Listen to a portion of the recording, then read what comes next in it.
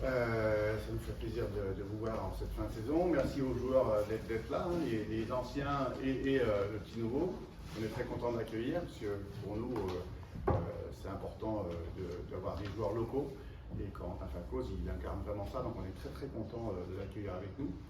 On a fait une bonne saison, on est satisfait, on est dans les clous de ce qu'on voulait. On a fait un plan à 3-5 ans. Cette année, on voulait jouer les playoffs, c'est ce qu'on a fait, parce qu'on a fait jusqu'au dernier match. Et on était à un match des playoffs, donc on est pile dans ce qu'on avait prévu. C'était une saison un peu particulière, où c'était très serré, et pour la descente et pour les playoffs. Hein, ça n'a jamais été le cas aussi serré. Donc, bon, voilà, c'était un championnat atypique. Et on est quand même très content d'avoir pu tirer notre épingle du jeu comme ça, assez bien globalement. Dans les objectifs qu'on avait donnés au coach, c'était donc de pouvoir jouer les playoffs cette année, de jouer les playoffs l'année prochaine, mais d'être dans les 4 premiers, parce que c'est ce qui permet de recevoir. Sinon, c'est un peu plus compliqué, même si on a vu cette année dans les playoffs que le fait d'être dans les 4 dernières, c'est pas forcément mauvais, parce que finalement, même avec 2 matchs à l'extérieur, un match à domicile, les pronostics ont été un peu déjoués, c'est pas forcément la logique qui l'a emporté. Ça reste du basket, donc à chaque match il y a sa vérité, hein, comme d'habitude. Et donc on est bien pour l'année prochaine. On essaie de garder un maximum de joueurs parce qu'on essaie d'être dans la continuité. Mais je vais laisser Hervé qui va nous faire un peu un point quand même complet de cette saison, et puis ensuite Emmanuel qui va nous présenter les joueurs qui s'en vont, les joueurs qui arrivent, et puis un peu quelle est sa philosophie et comment il voit les choses pour l'avenir. On est très heureux d'avoir pu re-signer l'ensemble de nos 2 coachs là, parce que pour nous c'était une vraie priorité. Comme je vous le disais, on essaie de faire les choses dans la continuité, et bien sûr la base c'est ça, hein. Donc il faut les joueurs, mais ici il faut aussi et surtout les gens qui animent un peu l'esprit qui est le nôtre, et puis la volonté d'aller vers l'avant et de construire les choses dans le temps, parce que c'est vraiment vers ça qu'on veut s'orienter. On sait que le basket c'est de plus en plus compliqué, le championnat est de plus en plus relevé, c'est de plus en plus professionnel, ça demande de plus en plus d'argent, le public se désengage, donc c'est le privé qui prend la main. Pour nous, c'est pas très compliqué parce qu'on est habitué à avoir peu d'aide des collectivités et de devoir compter beaucoup sur les partenaires privés. Donc le modèle économique, on le connaît bien et il fonctionne chez nous, donc on est assez content pour ça. Donc on est très heureux de pouvoir dire aujourd'hui qu'on a signé notre staff au niveau des coachs, et ça c'est vraiment un point fort pour nous. Donc Hervé, je te laisse faire un bilan peut-être de la saison. Ouais, rapidement. Juste un dernier mot pour dire qu'on est très heureux également d'avoir pu faire un match au parc qui était une vraie réussite, où on a été complet, on a même refusé du monde. On a même refusé du monde sur des matchs après à domicile, ça fait longtemps que ça ne nous était pas arrivé, donc ça découle un petit peu de ce match au phare. Et puis bien évidemment, on voulait faire 2 matchs dans des salles importantes l'année prochaine. Un à la Halle Olympique d'Albertville en début de saison, parce qu'on veut faire ça vraiment avant la saison de ski, et un deuxième au phare en deuxième partie de saison. Malheureusement, a priori, au niveau des calendriers, ça va être compliqué de faire le match à la Halle Olympique, parce qu'ils ont plutôt de la place en fin de saison, et nous, c'est pas ce qui nous arrange. Donc on ne sait pas si on pourra pouvoir ou pas, on étudie la question. Et par contre, on va reconduire un match au phare, c'est sûr. On a une date arrêtée aujourd'hui qui est le 31 mars. Donc à voir comment ça peut évoluer, mais sur le principe, c'est ce qui va se faire. Et on sait que c'est important et pour les partenaires, et pour les joueurs, et pour le staff d'avoir ce genre de match, qui est un peu un vecteur d'image important pour le club. Voilà. Je laisse la parole.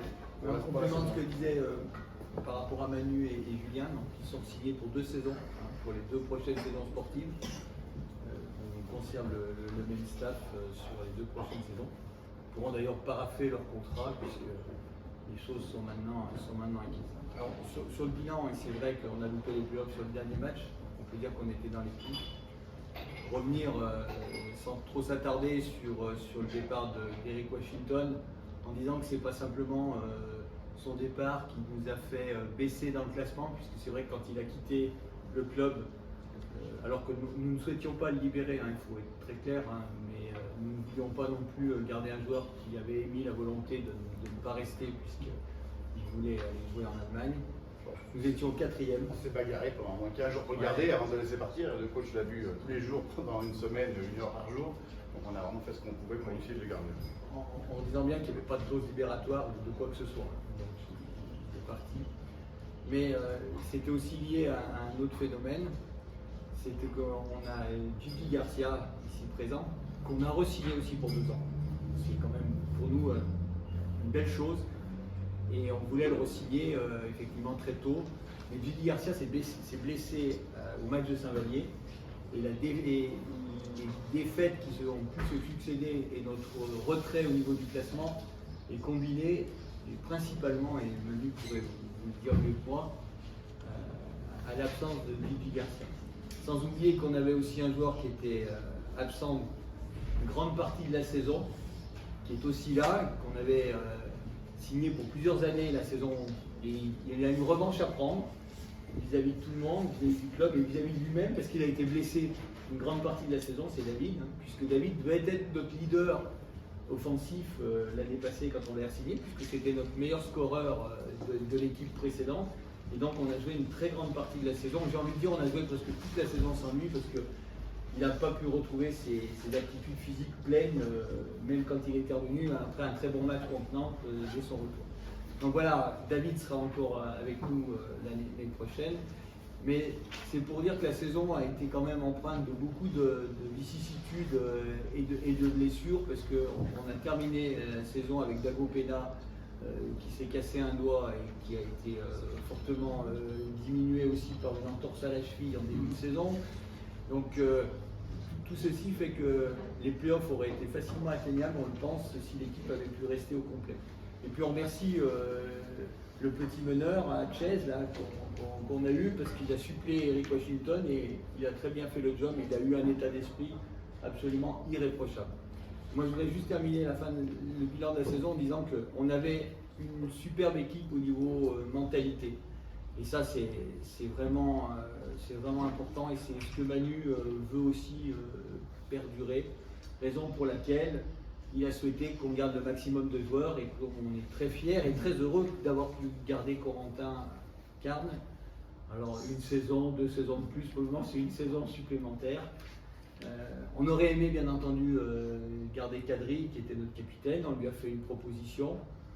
Il a dit des choses très sympas à l'égard du club, d'ailleurs dans les médias et sur les réseaux sociaux, en disant que s'il était resté en Pro B, c'était automatiquement à Aix-Maurienne, parce qu'il s'entendait bien avec le coach, avec l'équipe, et que malheureusement pour nous, mais c'est très très bien pour lui et c'est très bien aussi pour l'avenir du club, c'est que Kadri va aller jouer en JP Elite, donc auprès du club de la Chorale de Rouen.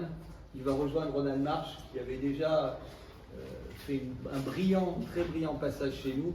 Et ce qui prouve, c'est que les joueurs qui viennent aussi dans notre club, alors il y en a certains, ils peuvent se relancer lancer leur carrière, puisque Ronald March, il a lancé réellement sa carrière. Kadri, il relance sa carrière puisqu'il venait de JP Elite, il était à Orléans quand il était venu chez nous en JP Elite, ça n'avait pas du tout marché à Orléans. Il avait fait 2 ans à Orléans, en très très peu de temps de jeu. Il vient chez nous, il fait 2 ans, ça se passe super bien et il rejoint la JP Elite. Donc lui, il a relancé sa carrière et on est très content. Et puis, on regrette une chose aussi, puisqu'on voulait aussi le garder, c'est bien entendu, c'est Lucas, Lucas Beaufort. Savoir quand il est venu l'année passée, on ne dit pas qu'il n'était pas inconnu, mais il n'était pas en équipe de France comme pouvait l'être Clément Frisch ou comme l'était Jason Sikambu, qui venaient tous les 3 de Strasbourg, qui avaient été prêtés dans des clubs à Denain, à Tours et à Aix-Maurienne. Et bien aujourd'hui, Strasbourg n'a gardé qu'un seul joueur, c'est Lucas Beaufort. Malheureusement pour nous, ils ne veulent plus le prêter. Ils ont libéré Chikambu, ils ont libéré Clément Frisch. Alors Clément Frisch lui rejoint la JP Elite puisqu'il a signé à Nancy. Mais à notre grand regret, et on a attendu, Manu a été, on espérait. Et le joueur lui-même serait certainement resté, mais Strasbourg veut lui donner sa chance et on espère qu'ils lui donneront réellement sa chance et qu'il aura du temps de jeu, parce qu'il serait vraiment navrant pour lui et même pour le basket et pour nous aussi, parce qu'il a éclos chez nous et on voudrait qu'il réussisse. On espère sincèrement qu'il puisse avoir du temps de jeu, parce qu'il a la maturité et on pense qu'une année de plus en Pro B, ça aurait été très bien. Malheureusement, on ne l'aura pas et on essaiera de le remplacer au mieux. Voilà sur les renouvellements, et je laisse la parole. Carrément, peut-être de la DNC. Oui, j'aurais pu commencer par ça. Donc ce matin, on passait devant la commission de contrôle de la direction nationale du contrôle de gestion. C'est pour ça qu'il n'y a ni Patrick Franck ni Jean-Paul, qui sont les 2 chevilles ouvrières des aspects financiers et des montages budgétaires. Donc On les a appelés juste avant la conférence de presse. Alors, elle n'a pas la décision, bien évidemment, puisque c'est une commission de contrôle. Mais ils nous ont-ils dit, ils étaient dans le train et ils reviennent sur Chambéry. Le passage s'est bien passé.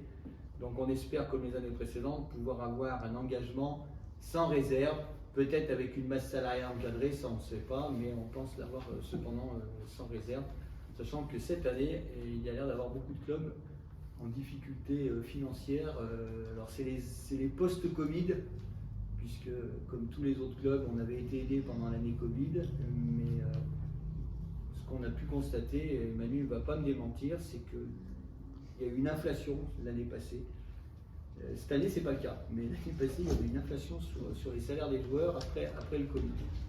Parce que les clubs avaient sûrement un peu plus d'argent avec les PGE et autres aides qu'ils n'avaient pu obtenir. Voilà, donc Manu.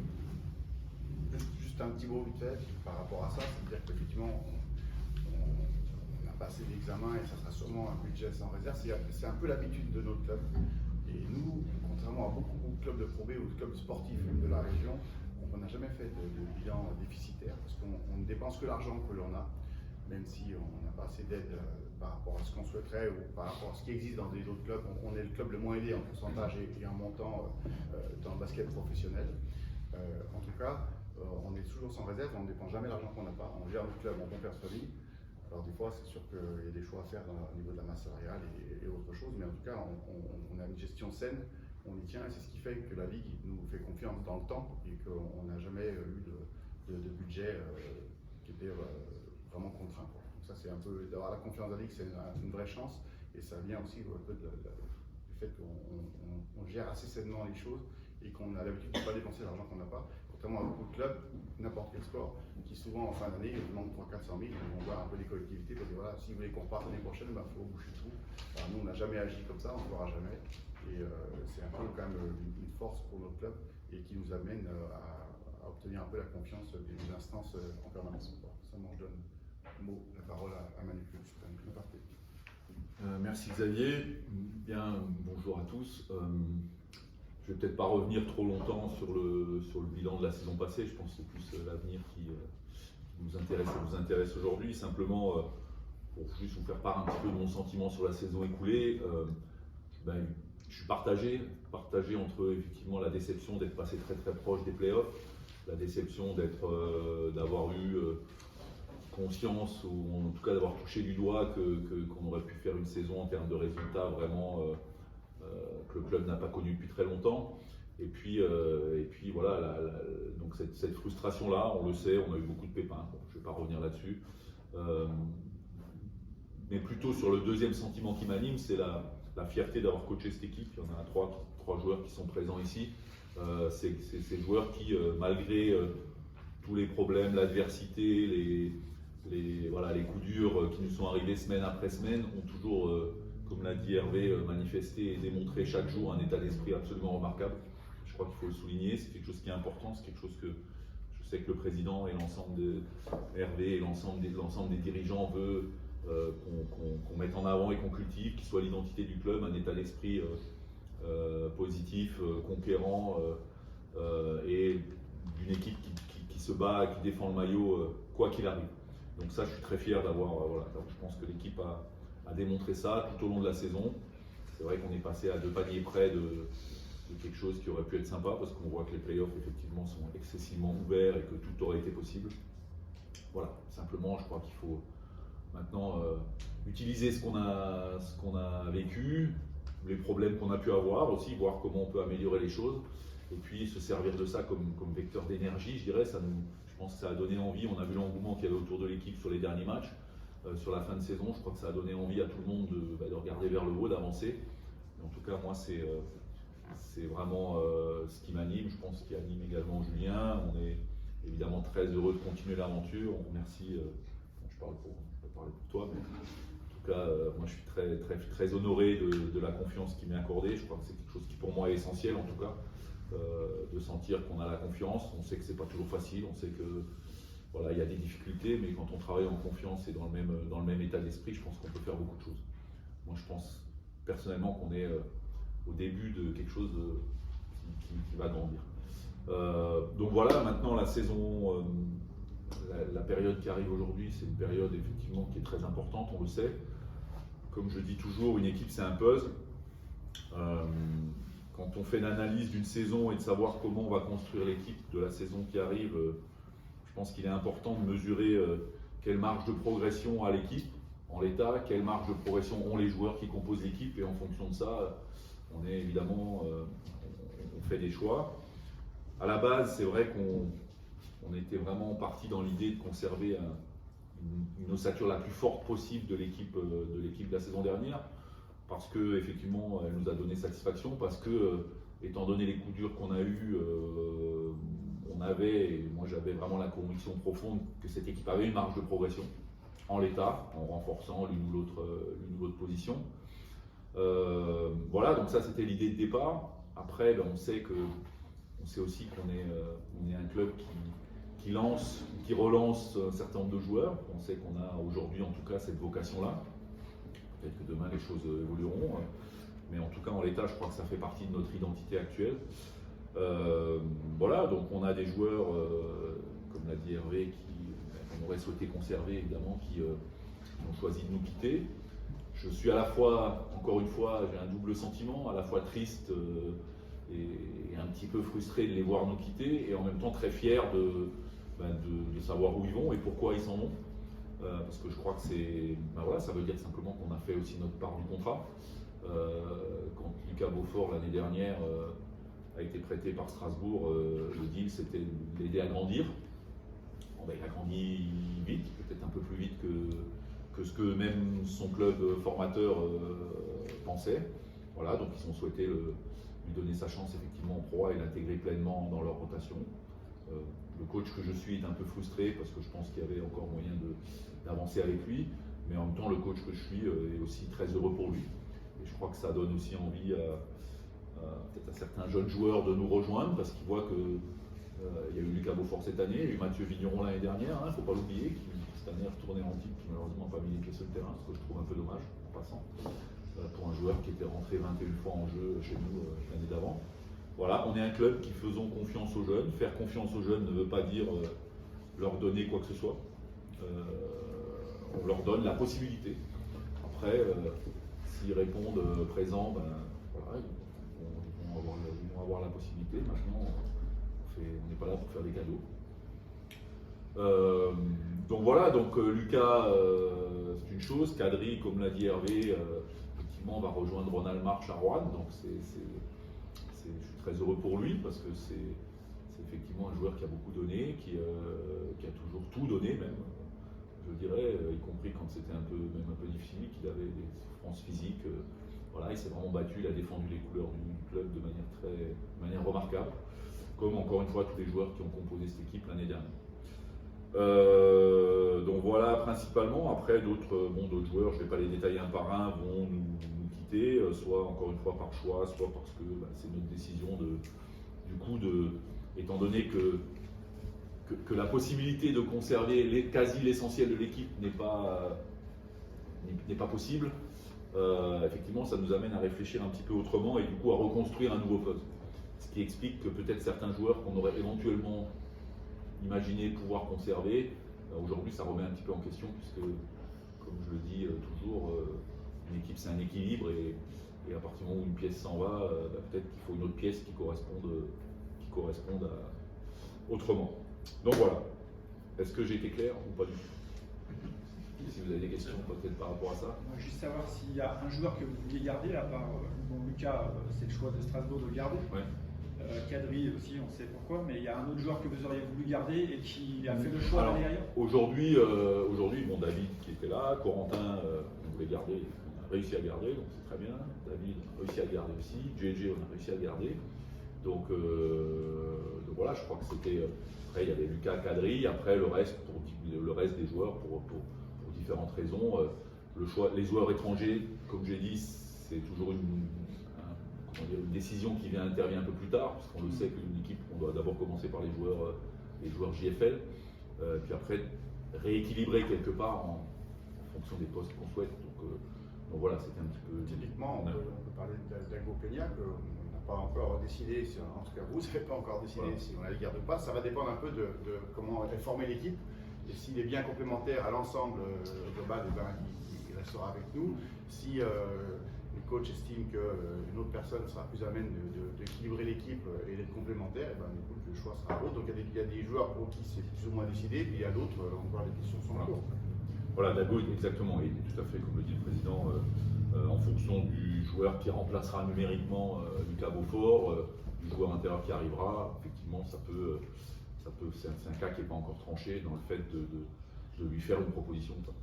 Et c'est le seul de l'effectif qui est dans ce cas-là. Qui est dans ce cas-là, oui, puisque la décision sur le meneur de jeu américain enfin le meneur de jeu qui est américain a été donc prise. Et qui a fait le choix d'aller ailleurs. Aujourd'hui, bon, David qui était là, Corentin, on voulait garder, on a réussi à garder, donc c'est très bien. David, on a réussi à garder aussi. JJ, on a réussi à garder. Donc voilà, je crois que c'était. Après, il y avait Lucas Kadri, après le reste des joueurs pour différentes raisons. Le choix, les joueurs étrangers, comme j'ai dit, c'est toujours une décision qui intervient un peu plus tard, parce qu'on le sait qu'une équipe, on doit d'abord commencer par les joueurs JFL, puis après rééquilibrer quelque part en fonction des postes qu'on souhaite. Donc voilà, c'était un petit peu. Typiquement, on peut parler d'Ago Peña, qu'on n'a pas encore décidé, en tout cas vous n'avez pas encore décidé si on la garde ou pas. Ça va dépendre un peu de comment est formée l'équipe. Et s'il est bien complémentaire à l'ensemble global, eh ben, il restera avec nous. Si le coach estime qu'une autre personne sera plus à même d'équilibrer l'équipe et d'être complémentaire, eh ben, écoute, le choix sera à l'autre. Donc il y a des joueurs pour qui c'est plus ou moins décidé, puis il y a d'autres, encore les questions sont en cours. Voilà, Dago, exactement, et tout à fait comme le dit le président, en fonction du joueur qui remplacera numériquement Lucas Beaufort, du joueur intérieur qui arrivera, effectivement, c'est un cas qui n'est pas encore tranché dans le fait de lui faire une proposition. Et c'est le seul de l'effectif qui est dans ce cas-là. Qui est dans ce cas-là, oui, puisque la décision sur le meneur de jeu américain enfin le meneur de jeu qui est américain a été donc prise. Voilà, ce qui enlève la possibilité de reconduction de Chaz. Pour juste un mot là-dessus, parce que Chaz a vraiment fait le job, Hervé l'a dit, et la question s'est vraiment posée de le garder, mais encore une fois, par rapport à l'équipe, un choix a été fait différemment, et le joueur qui a été retenu, c'est quand même un joueur qui était ton choix numéro 1 devant Eric Washington l'année dernière. Donc voilà, ça a été dans la balance, parce que Chaz a vraiment fait le job, et c'était un bon joueur. Mais voilà, le coach a estimé que la marge de progression était peut-être un peu atteinte à son niveau maximum et il a eu l'opportunité de prendre un joueur qui regardait depuis longtemps. Voilà, c'est un joueur, donc David Nichols, pour le citer, que je suis depuis maintenant 2 ans, qui était très proche de s'engager avec nous l'année dernière, mais qui a choisi au dernier moment de signer en première division belge dans un club qui jouait la Coupe d'Europe, donc c'était la 4e Coupe d'Europe, pensant que l'exposition allait être supérieure. Donc c'est un joueur qui était, je pourrais vous donner plus de détails si vous avez besoin, donc qui a fini sa dernière année universitaire dans le top 16 NCAA, qui a été meilleur marqueur à Chypre dans l'équipe de Nicosie sa première année pro. Chypre qui est un championnat où il y a traditionnellement des bons joueurs extérieurs américains, qui a été en Slovénie, qui a fini meilleur marqueur et 2e passeur, sauf erreur de ma part, en Slovénie, dans une équipe qui l'a amené en demi-finale du championnat. Voilà, donc un joueur qui me semble avoir beaucoup de qualité, qui du coup s'est engagé très rapidement, parce je suis resté en contact encore cette année avec lui. C'est un joueur qui a pris conscience que peut-être que l'exposition en France, notamment aussi grâce quelque part entre guillemets à ce qu'on a subi cette année, s'est rendu compte que la Pro B était une exposition pour les gros championnats européens, que ce soit la France, que ce soit l'Allemagne, était un championnat qui était très suivi. Et quand on voit que le meneur de jeu de Saint-Quentin, Parker Cartwright, est MVP en Allemagne, meilleur marqueur du championnat d'Allemagne cette année, va probablement jouer l'Euroleague l'an prochain. Voilà. Ronald Marsh, quand on voit la trajectoire qu'il a suivie. Donc voilà pourquoi il s'est engagé si tôt avec nous, ce qui n'est pas forcément évident. Parce que souvent les joueurs étrangers veulent d'abord tester le marché avant de s'engager, mais là on était resté en contact. Il a conscience que intégrer notre projet est quelque chose qui peut être intéressant pour lui, donc je suis ravi de cette signature. Vous allez lui adjoindre un jeune avec. Donc voilà, ça c'est le deuxième point. Donc c'est encore là aujourd'hui il y a plusieurs options qui sont en cours. Il y aura vraisemblablement un jeune qui sera peut-être un joueur prêté encore. Voilà, il y a différentes options, pas uniquement celle-ci, mais c'est un dossier qui est, on espère qu'il va se régler dans les prochains jours. Mais voilà, il y a toujours quelques incertitudes à ce niveau-là. Français. Français, oui, tout à fait. Donc c'est lui qui remplacera numériquement Lucas. Numériquement Lucas Beaufort. Donc voilà, ensuite au niveau donc des joueurs qui ont signé, qu'on peut vous dire aujourd'hui, il y en a un qui est présent ici, Corentin Falcoz, on va se laisser un peu se présenter, donc qui arrive de Bourg-en-Bresse, donc qui est le local de l'étape, on va le présenter, c'est le régional de l'étape, on va dire. Voilà, on est ravis qu'ils nous rejoignent. Encore une fois, je crois que l'identité vraiment de ce qu'on souhaite avec les dirigeants mettre en place, c'est oui, on n'est pas le club le plus riche du championnat, c'est clair. Il y a beaucoup d'efforts qui sont faits à ce niveau-là, mais il faut avoir conscience des moyens qu'on a. Et je sais qu'il y a beaucoup de monde qui travaille énormément pour qu'on avance dans ce sens-là. D'ailleurs, on compte sur eux. On continue d'avancer. Mais je crois que ce qui peut, au-delà de se dire on est les plus petits et puis on essaie de faire au mieux, je crois que, comme le président l'a dit, on a de l'ambition. On veut regarder vers le haut et de se trouver, de transformer quelque part un petit peu ça, de se créer une identité. Ça permet de devenir un point fort, l'identité de se dire on veut être un incubateur, hein, c'est ça Yanis, c'est l'incubateur de start-up qui est partenaire avec nous et je crois que si on peut être un incubateur pour des jeunes potentiels français et des joueurs étrangers qui sont à un moment de leur carrière, soit au début de leur carrière, voilà, je pense que ça peut être une vraie identité pour nous et un vrai point fort pour nous. Donc on va vraiment construire l'équipe dans ce sens-là, avec une ossature de joueurs cadres. David en est l'exemple, un des exemples ici, Corentin Carl, il va falloir décider comment vous appelez.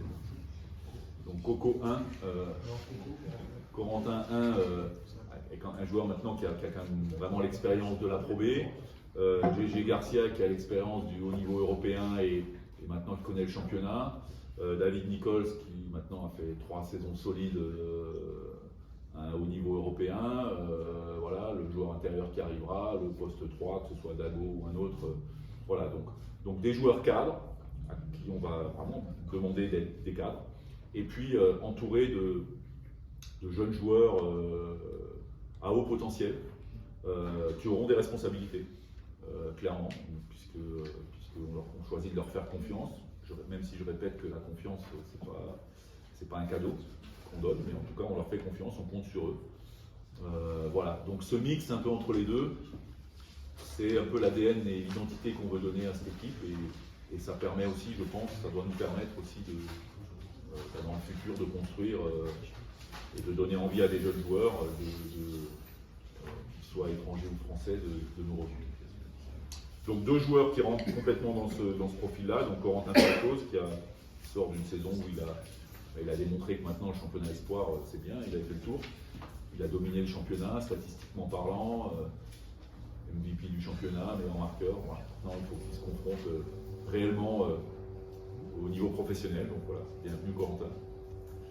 Et puis un deuxième joueur donc, qui n'est pas présent aujourd'hui, Samuel Eyango Dango, donc, qui est prêté par Nanterre.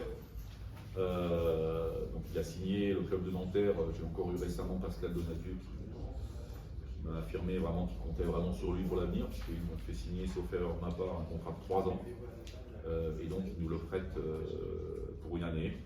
Voilà, un joueur un poste 4-5, joueur intérieur.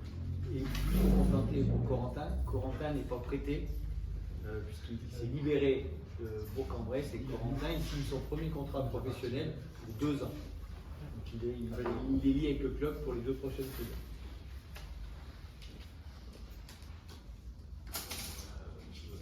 Donc voilà pour deux très jeunes joueurs qui seront suivis par un 3e dont on ne peut pas pour l'instant communiquer là tout de suite, puisqu'il y a encore 2-3 détails à régler. Un joueur qui est aussi un jeune joueur, mais qui a déjà une expérience professionnelle voilà, à ce niveau, et donc qui viendra compléter ce duo. Et puis, on va probablement donc, y ajouter un 4e joueur, donc, à la place de Lucas Beaufort.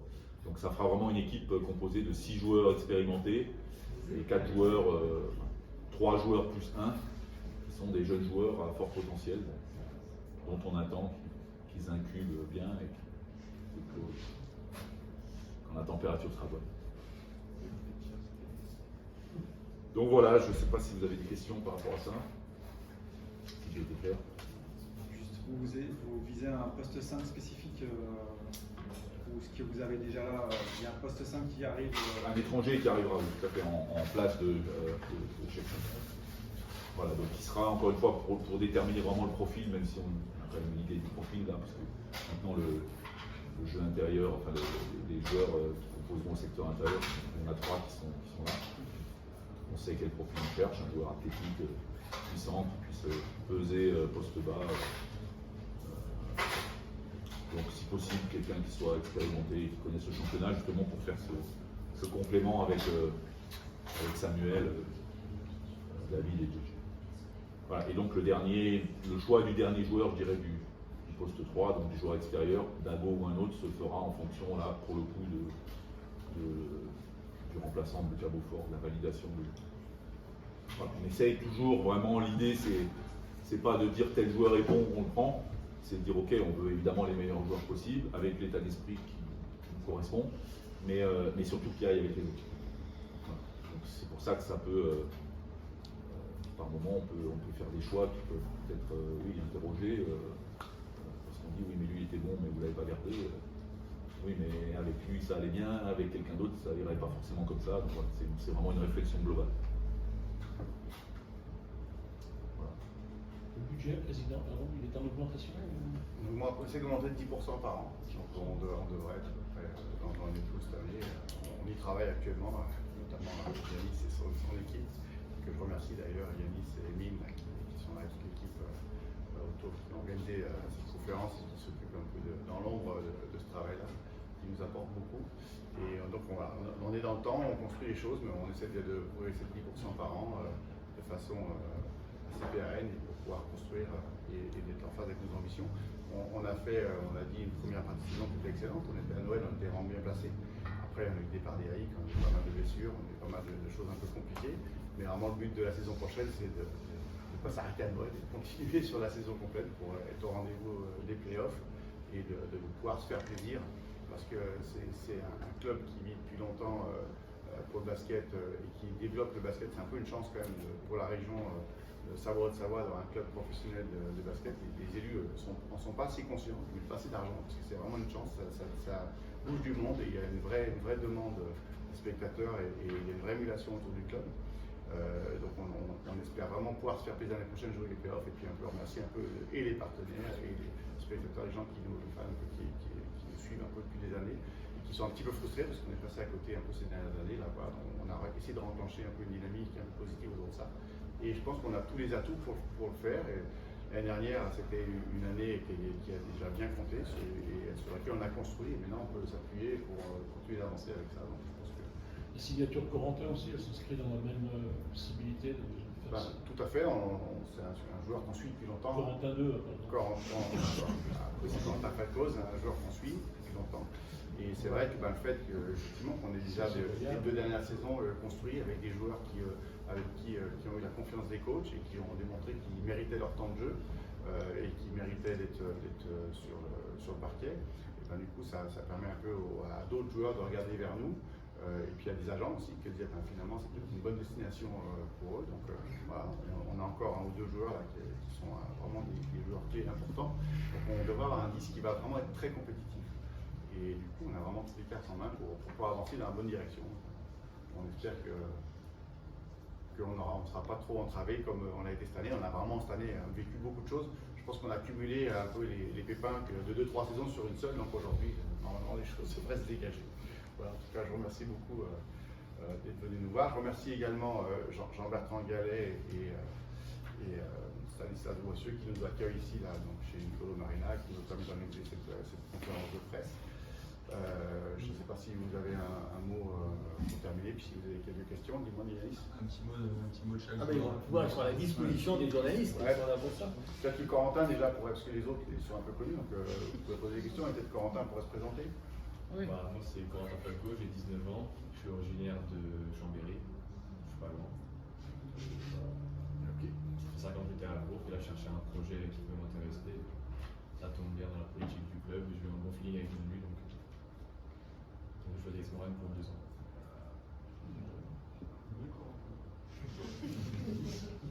Et c'est vrai, comme le disait Manu, hein, on franchit une étape de plein pied dans une politique de la jeunesse.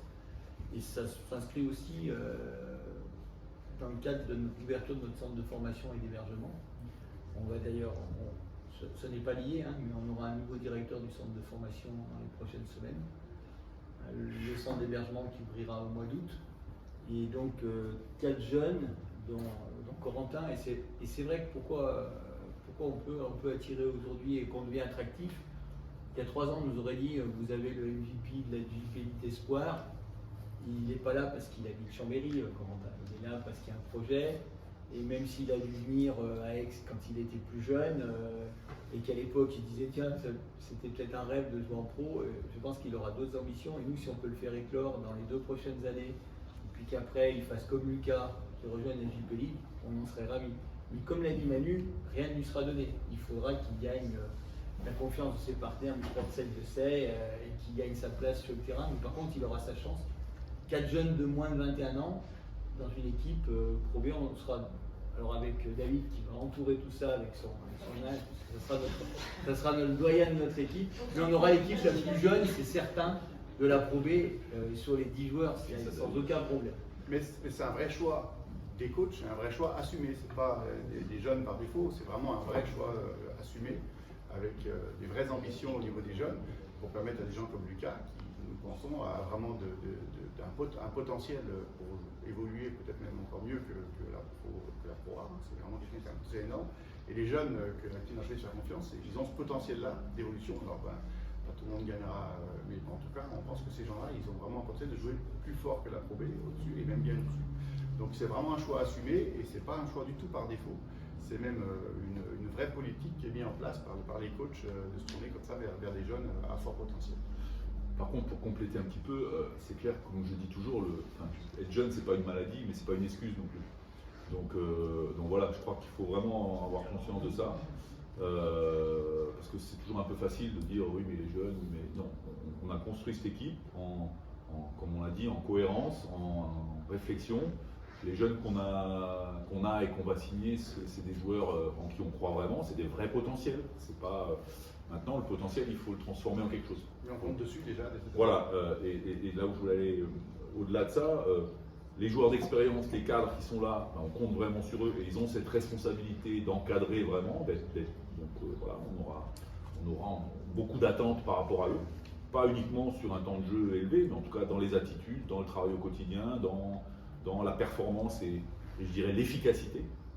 Parce que pour moi, performance, c'est efficacité, c'est pas juste être là et puis voilà. Et puis les jeunes, voilà, ils doivent apporter, ils doivent démontrer leur qualité, ils doivent et c'est clair que leur éclosion déterminera aussi à quel rang on pourra se situer dans la hiérarchie. C'est évident que si les cadres jouent leur rôle de cadre et que les jeunes avancent comme on pense qu'ils peuvent avancer, je pense que l'équilibre peut faire qu'on peut faire des choses intéressantes dans cette Pro B qui est ouverte, même si effectivement il y a des équipes qui auront beaucoup plus de moyens que nous, qui vont choisir d'autres stratégies. Nous, on peut et on doit, avec l'état d'esprit qui doit être le nôtre, jouer vraiment les troubles faits.